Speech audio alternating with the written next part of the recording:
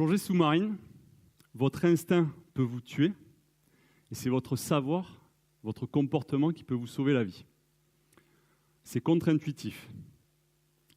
En fait, quand vous plongez profond, comme ici à Fakarava par 45 mètres et que vous restez longtemps, avec la pression qui s'accumule, l'air que vous respirez va faire rentrer du gaz dans votre organisme beaucoup plus qu'habituellement. C'est de l'air, il y a l'oxygène dans l'air, et puis il y a de l'azote. L'azote, on n'en fait rien, on l'accumule dans les tissus. Et là, on va en accumuler trop. Donc quand vous allez remonter, cet azote, il faut qu'il ressorte doucement, petit à petit, avec la pression. Mais en fait, il n'y a rien qui vous permet de sentir ça, de percevoir ça au niveau physique. Donc en fait, ce qui se passe, si vous n'êtes pas compétent, bah vous descendez, ça se passe bien. Vous remontez, votre instinct vous dit, bah tiens, je vais peut-être aller respirer de l'air normal, quoi. Ça se passe bien. Et puis quelques minutes, quelques heures après, des fois le lendemain, vous pouvez faire ce qu'on appelle un accident de désaturation. C'est en fait comme si vous preniez une bouteille de coca, vous secouez très fort, et là vous avez plein de bulles, comme la bouteille de coca, qui vont se diffuser dans votre corps. Parce que ce gaz, il n'a pas eu le temps de sortir correctement par l'expiration. Et ces bulles de gaz qui se produisent, selon où elles se produisent, si c'est sous la peau, vous allez avoir des eczémas, des démangeaisons. Si c'est dans un muscle, une articulation, vous allez avoir des grosses douleurs au niveau articulaire qui peuvent rester, qui peuvent faire des séquelles. Si jamais c'est dans la moelle épinière ou dans le système cardiovasculaire, vous pouvez finir tétraplégique, voire décédé. Et donc, je vous redis, il n'y a rien qui vous permet de ressentir ça. Donc, en fait, pour pouvoir plonger profond et longtemps et remonter correctement, en faisant des paliers à certains moments bien précis et d'une certaine manière, il faut acquérir, développer une compétence. Ce n'est pas juste un ressenti. Je viens d'évoquer le mot compétence. Qu'est-ce qu'une compétence? Une compétence, c'est la rencontre d'un savoir. J'ai appris quelque chose, je connais quelque chose. D'un savoir-faire, je sais, plus verbe d'action, je sais faire rester 3 minutes à 6 mètres sans bouger. Okay. Et un savoir-être. Je sais comment me comporter par rapport à une situation donnée, adapter mon savoir et mon savoir-faire. C'est ça, une compétence. Si vous n'avez pas tout ça, vous n'êtes pas complètement compétent. Et cette compétence, elle vaut dans un contexte donné.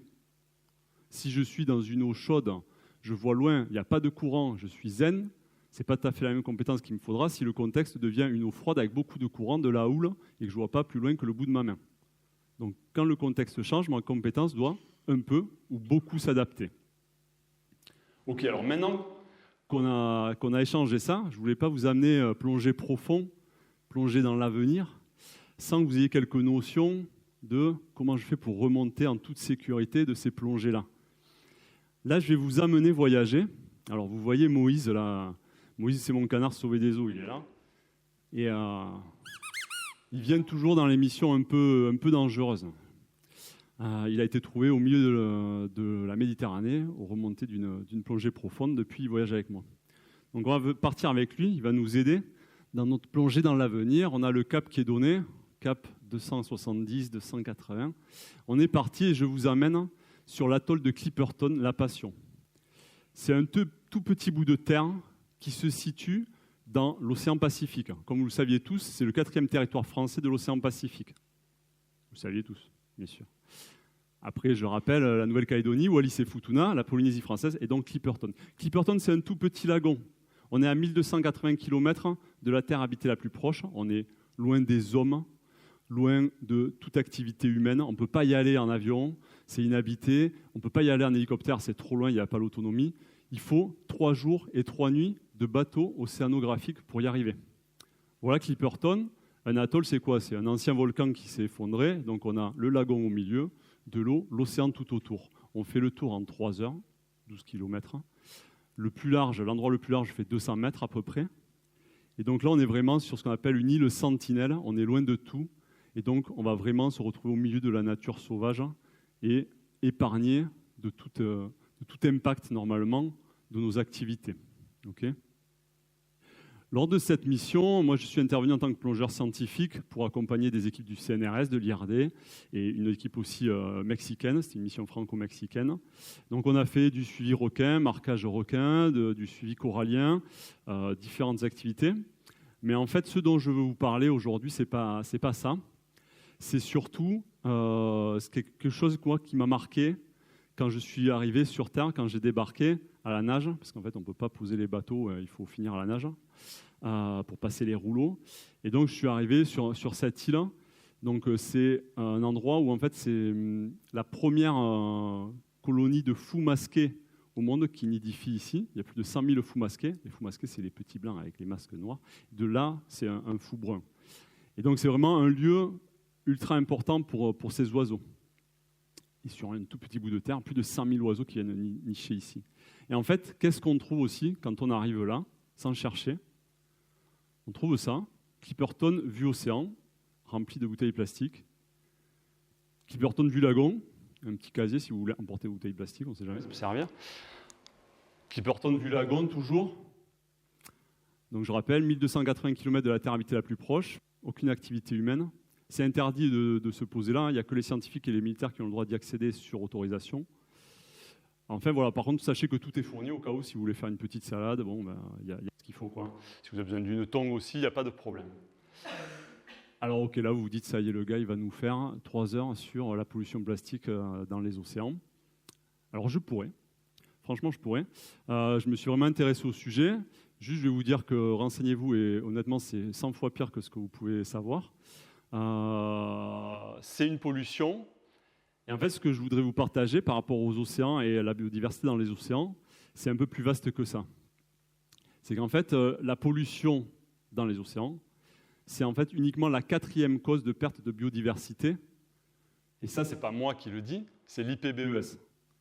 Donc là, l'IPBES, vous savez tous ce que c'est, bien évidemment. Et voilà. Donc l'IPBES, c'est l'équivalent du GIEC pour la biodiversité. OK ? Donc en fait, c'est l'ensemble des consensus scientifiques mondiaux qui font la synthèse de tous les rapports scientifiques sur les pertes de biodiversité et qui nous donnent un état et qui font des rapports qui nous donnent l'état de la biodiversité. Donc la pollution, et notamment la pollution plastique, qui a un énorme impact, ne vient qu'en 4e en cause de perte de biodiversité marine. En 3e, celui-là vous le connaissez bien. On est reparti, Moïse est toujours avec nous, mais là on est en Polynésie française. On est à Tahiti. On est sur un site qui s'appelle la faille Saint-Étienne. Et entre Moorea et Tahiti, il y a seulement 20 km de large. Par contre, ça tombe à 2000 mètres de fond. Et là, on est au début de la faille. Donc là, en fait, on est à 6 mètres de fond. Mais si on va plus loin, ça tombe. Et là, ce qu'on voit, ce que vous voyez, c'est un récif corallien. Et il est blanc, il est globalement blanc. Vous avez déjà entendu parler du blanchissement des coraux. Ok, en fait, quand vous voyez des coraux blanchis, ça veut dire qu'ils ont perdu 80% de leur énergie et qu'ils vont bientôt mourir. Ils peuvent encore récupérer, mais ils sont vraiment avec un gros stress. La plupart du temps, c'est lié au réchauffement climatique, mais pas que. Ça peut être à des pollutions ou d'autres stress externes. Et là, quand on plonge là-dessus et qu'on sait ça, franchement, on pleure dans le masque, en fait. Parce qu'on est en train de plonger sur un futur cimetière de coraux, quoi. Et les coraux, c'est pas juste « ok, c'est joli, ça fait plaisir ». C'est qu'en fait, c'est seulement 0,25% des écosystèmes marins, en termes de superficie, et ça héberge 25% de la biodiversité marine. Donc en fait, quand on perd des récifs coralliens, déjà pour les populations locales, ça casse les vagues avant l'île, donc potentiellement, dans pas longtemps, ils vont avoir les vagues qui cassent sur leur maison plutôt que 100 mètres avant. Ça, c'est un problème. Et surtout, en fait, c'est comme si on perdait des pans entiers, par exemple, de forêts amazoniennes, de forêts primaires, d'endroits qui sont vraiment des gros hotspots de biodiversité. Ça, c'est un gros problème. Et je vous dis, c'est la 3e cause de perte, le réchauffement climatique. En fait, l'IPBES nous apprend que les 2 premières causes de perte de biodiversité au niveau marin, et en plus c'est largement avant le changement climatique et la pollution, c'est la surexploitation des ressources, autrement dit la pêche, et la destruction des habitats. Typiquement, là, c'est par rapport au réchauffement climatique, mais on a aussi une grosse destruction d'habitats avec certaines pêches, par exemple la pêche chalut profond, qui racle tout, un peu comme si vous vouliez chasser un sanglier, et qu'au lieu d'aller tirer un sanglier, je ne dis pas de le faire, vous prenez un tractopelle, vous prenez 4 hectares de forêt, après vous secouez, il y a bien un sanglier là-dedans. C'est ça la pêche au chalut profond. J'exagère un peu, mais on n'est pas loin. Ok. Du coup, c'est un peu l'apocalypse en fait. Je voulais vous amener plonger dans l'avenir à la lumière du présent. Je vous montre des choses récentes. C'était 2019, ces photos. Ça, c'est une photo que j'ai faite sur Clipperton, qui est un petit peu apocalyptique. On voyait que dans un avenir proche, peut-être, il allait pleuvoir. On a pris une énorme averse. Donc, effectivement, des fois, on peut ressentir qu'il y a des choses, grâce à notre présent, qui nous font toucher du doigt ce que pourrait être notre avenir. Et l'idée, c'est que je ne vais pas vous laisser comme ça non plus. Je vous ai dit comment on fait pour remonter d'une plongée profonde sans, idéalement, décéder ou avoir de trop gros problèmes. Moi, je vous invite à essayer de continuer à apprendre des choses sur ce qui se passe au niveau environnemental, parce que honnêtement, le contexte est largement pire que tout ce que vous pouvez imaginer, même si vous connaissez beaucoup de choses. Et je pèse mes mots. Néanmoins, on est parti en plongée, on a vu comment pour remonter en plongée. Je vous propose de remonter un peu de tout ça, quoi. Et pour remonter de cette plongée un petit peu potentiellement anxieuse, je vais vous proposer 3 paliers. En fait, c'est ça qu'on fait en plongée. On fait des paliers en remontant pour laisser sortir le gaz, laisser sortir ce qui pourrait poser problème et pouvoir revenir content de notre plongée, pouvoir en refaire plus tard. Le premier palier que je vous propose pour commencer à remonter de cette plongée un peu anxieuse, là, c'est d'accepter. En fait, il va falloir accepter le contexte environnemental dans lequel nous vivons déjà et dans lequel nous allons vivre et qui va être potentiellement de pire en pire sur notre quotidien. Ok, on a fait ce petit palier, on remonte un peu, on va essayer de refaire surface. Le deuxième palier que je vous propose et que je vous encourage vivement à travailler dans votre avenir, en fait, à vous, c'est d'écouter vos émotions. C'est ultra important. En fait, colère, tristesse, angoisse, peur, toutes ces émotions qui pourraient naître de ce que je viens de raconter sont des émotions qu'on a tendance à qualifier un peu de négatives. En fait, ça n'existe pas une émotion négative ou positive. Ces émotions, elles sont naturelles. La peur, c'est naturel. La peur, ça permet d'identifier et de surmonter un danger. C'est la panique qui vous tue. Donc en fait, si vous avez des émotions comme ça négatives qui viennent, moi ça a été mon cas et ça peut revenir, écoutez-les, c'est important. Si vous avez des gens autour de vous que ça peut submerger, aidez-les. L'éco-anxiété, si vous en avez déjà entendu parler ou pas, renseignez-vous dessus. Et c'est un vrai sujet, on est face à des choses compliquées qui nous bouleversent en tant qu'être humain, en tant qu'animal.